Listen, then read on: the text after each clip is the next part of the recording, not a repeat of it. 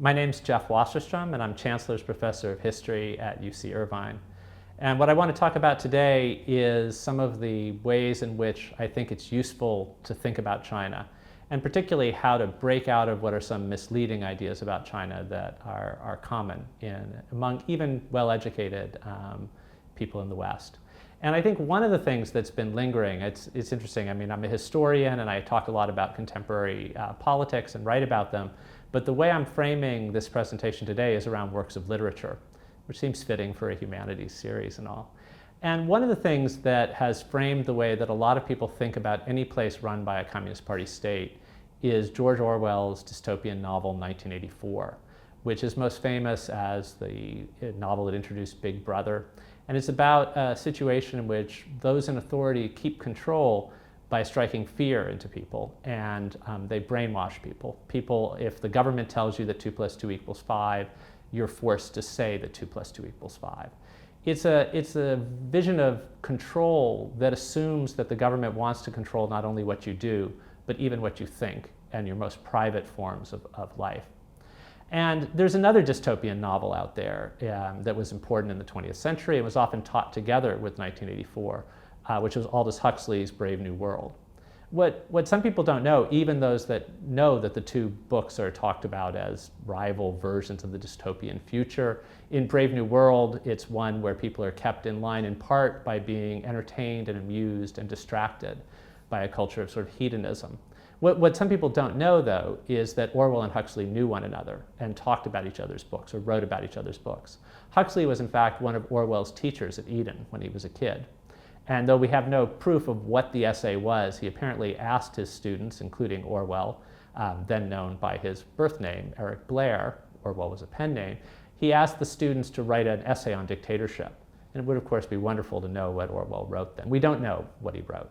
We do know that Orwell would eventually write critical essays about Brave New World and say that the threat that Huxley thought was posed to the world of sort of capitalism run amok, materialism and consumerism, Orwell thought that wasn't the big threat of the future. The big threat, he thought, was the kind of dictatorship that he would go on to write about later in 1984, a book that would challenge Huxley's. And Huxley, the former teacher, wrote a letter to his student, Orwell, after getting a copy of Orwell's book, which Orwell's book, by the way, came out in October of 1949, which was the same year that the People's Republic of China was founded by the Communist Party, with the Communist Party in control. So Huxley wrote a letter to his former student saying, you know, of course it's a great book, like the critics are saying, but I think that in the future, rulers will find a less arduous way to keep control of the people. I think they'll play to people's pleasures and desires more than to their fears. In other words, he was saying, I think Brave New World gets the future right, not 1984. So ever since then, when people have had this kind of debate, who was the better prophet, one of the ways they've often thought about this during the Cold War was to say that Orwell got the Communist Party part of the world right, and Huxley described the things that were dangerous about the capitalist world of the West. And when things like television came on the scene, people would say, here's an example of the future that Huxley imagined, where there was nonstop entertainment. With the web, people have thought about it the same way. But you can think about it in one of two ways. Something like the web can be seen as Orwellian, and we had a lot of discussion of this with Snowden, and the Big Brother state can see everything you're doing.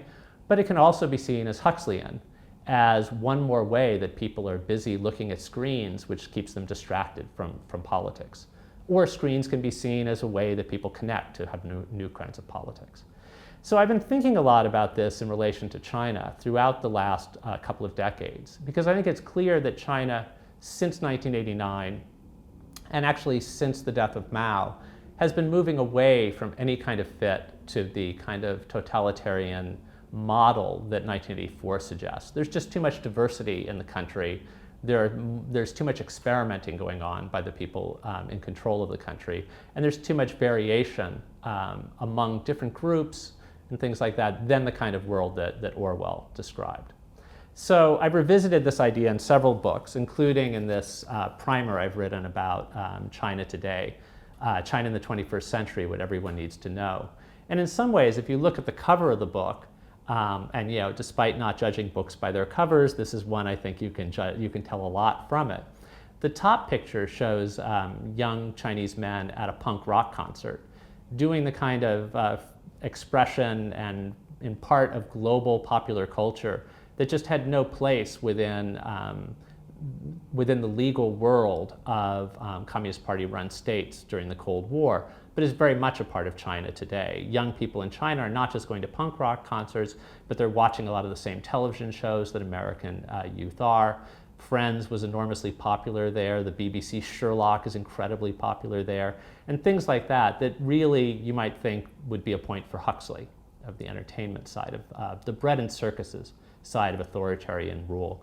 People are kept in place, but sometimes it's because they're too busy having fun or being distracted to engage in politics, rather than fearing what Orwell said was the boot on the face over and over again, which was the Big Brother style of rule.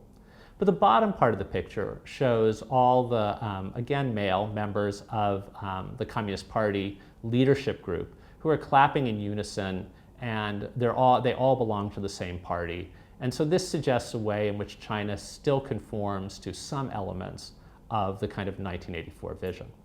So one of the things that I've been thinking about in making sense of how to use these two kinds of dystopian models to think about China is to think about there being periods when it's more 1984, or there's more of a resurgence of 1984 modes of control. And those are times of crisis or emergency, when the government says, this is such an extraordinary moment that no deviation from the line can be acceptable. And I think this is not just something about China. I think during wartime, many countries become more like a 1984 state. And I felt that while the United States is quite different from a 1984 state, there was an element of a move in that direction in the first days after 9/11, when every newspaper suddenly seemed to be saying exactly the same thing, rather than the diversity of opinion. So there are 1984 moments in our country and more of them in China. But then there are more Brave New World moments in China when it's considered more ordinary times and things are loosened up. And I think since 1989, we've had a succession of these kinds of things. Right after the massacre of June 4th, the government went into complete 1984 mode. But then by the mid-90s and early 21st century, there was more of the kind of bread and circuses distraction rather than the kind of boot on the face. Another thing I've thought about, and this I'm having to rethink as I read the news from day to day this year, I've thought about there being a geography in which there are more 1984 parts of the country and more Brave New World parts of the country. And what had always been the litmus test for this, for me, was at one extreme, there are places like Tibet and Xinjiang, where there is the boot on the face, very much kind of control, especially, and where it seems to always be in a state of emergency, at least in the recent years. And then there are places, Beijing and Shanghai, where I spend a lot of the time when I go to China every year, or a couple times a year, some years. There it's a kind of mix. There are 1984 moments, but there seem to be more Brave New World kinds of periods. And then there's Hong Kong, where totally different kinds of rules apply, and it's very far removed from 1984. It's so far removed from a 1984 state that during protests there a couple of years ago that were against the imposition of new patriotic education textbooks into the schools, students carried banners that said, "We don't want no thought control." Now in a thought control state, you're not, and they weren't arrested. In a thought control state, you can't complain about thought control without the government clamping down on you. So I still think there are ways in which that kind of works, that Hong Kong, while part of the People's Republic of China, has more freedom of speech and freedom of assembly than we've ever seen in a Communist Party-run state. It's something that would not seem Orwellian at all.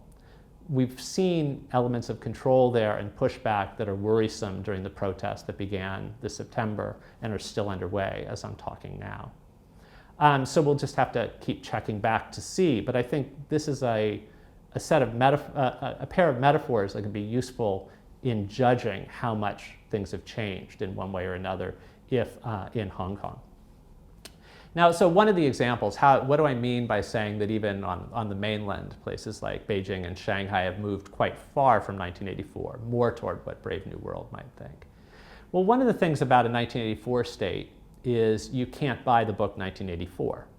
George Orwell was banned in all of the Soviet bloc countries. Intellectuals there had all read 1984, And many of them thought Orwell was an amazing thinker to have imagined what life would be like in their society without having gone to one of those states. And people in Burma and in North Korea, Burma when it was under tightest control, also said when they read 1984, they had a shock, a feeling that this person knew what their setting was like. But in the Soviet bloc, you could never read the book 1984 in a regular bookstore. In Shanghai and Beijing, for the last decade or more, you've been able to buy translations of 1984 in any of the bookstores. The way the government's begun to think is there are books that directly challenge the Communist Party's rule in China, and those can be banned by dissident writers. But things that are allegorical or just about analogies aren't banned. And I think one reason is they want to keep intellectuals content to be there, to be part of the system. And just as they need to give attractive consumer goods to the people that they want to keep engaged, one of the things intellectuals feel are attractive consumer goods are books that are being read around the world. There are books that you can buy in China now that you couldn't buy the equivalent in the Soviet bloc. Then there are the books you can't buy in China now because they directly talk about the People's Republic of China in a critical way. You can't buy them in China, but that's not really fair to say. You can't buy them in all parts of the PRC except Hong Kong, a special part of the People's Republic of China where books that are banned on the mainland can be freely bought. One example of a book that's banned on the mainland but can be freely bought there, second bit of self-promotion, is the Chinese edition of China in the 21st Century, what everyone needs to know. There are some books actually you can buy in Hong Kong and on the mainland, but the versions will be different. They'll have excised certain things from the mainland edition that they allow into the Hong Kong one. So there was recently a biography of Deng Xiaoping by a leading American sinologist, Ezra Vogel, and it was translated into Chinese, but it was translated twice. One version for Hong Kong that had everything he had to say, I think, about the June 4th massacre of 1989, and then one for the mainland that had a very restricted version of the treatment of the events of 1989. And so, some books are smuggled in from Hong Kong to the mainland. And actually, somebody, last time I was in Hong Kong, said that a friend from the mainland had asked if he could please buy him a copy of the Hong Kong edition of the Deng Xiaoping biography so that he could read it on the mainland and compare and contrast notes. And things are banned on the mainland, but they often circulate in via the internet or across that border. And so I think that's one example. My book, this can't be sold in any mainland edition because they would have to chop up so much. There's so many hot button issues that are talked about: Tibet, Xinjiang, the June 4th massacre, all of these things.